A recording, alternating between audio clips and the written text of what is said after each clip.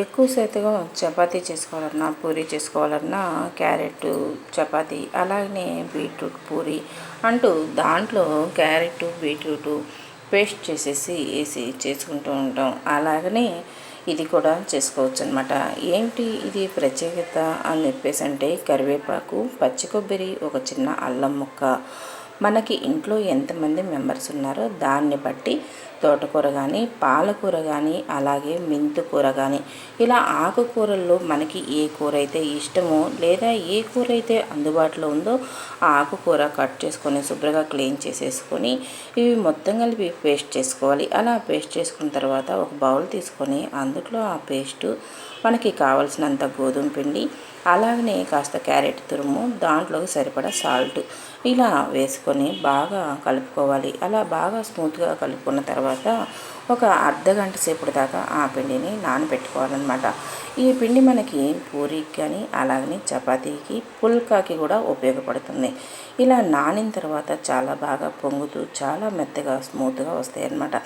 దీంట్లోకి మనం కావాలి అనుకుంటే పాలక్ పన్నీర్ కానీ, కుర్మా కానీ చేసుకోవచ్చు. లేదు అంత టైం లేదు అనుకున్నప్పుడు, మసాలా వద్దు అనుకున్నప్పుడు కాస్త పల్లీ చట్నీ కానీ, కొబ్బరి చట్నీ కానీ, లేదా అల్లం చట్నీ కానీ వేసుకొని చక్కగా వచ్చేసి తినేసేయచ్చు అనమాట.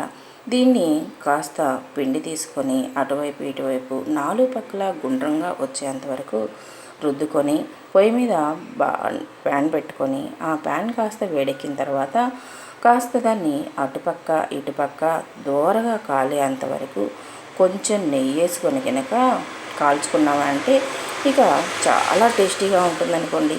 అయితే మనం ప్రతిరోజు కూడా పచ్చి కొబ్బరి, కొత్తిమీర, కరివేపాకు, పుదీనా లేదైనా ఏదైనా ఆకుకూర ఎందుకు వాడుతున్నాము అని చెప్పేసి అంటే ఈ రోజుల్లో హెయిర్ ఫాల్ అవుతుందని, ఫేస్ నిండా పింపుల్స్ వస్తున్నాయని మనం పార్లర్లకి పరిగెడుతూ ఉంటాం. అలాగనే తెలియని కాస్మెటిక్స్ అన్నీ తీసుకొచ్చుకొని వాడుతూ ఉంటాం.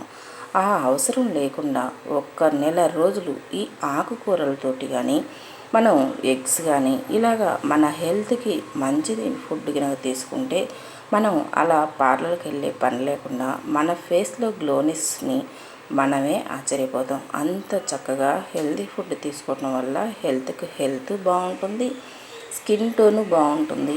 అలాగే మన మీద మనకి ఒక మంచి కాన్ఫిడెంట్ వస్తుంది. ఎందుకు అలా కాన్ఫిడెంట్ వస్తుందంటే మన హెల్తీగా ఉన్న, ఆరోగ్యంగా ఉన్న, మన హెల్త్ పరంగా మనం ఒక్కసారి హుషారుగా ఉంటే మనల్ని ఆపేది ఎవరు అన్నంత ఉత్సాహం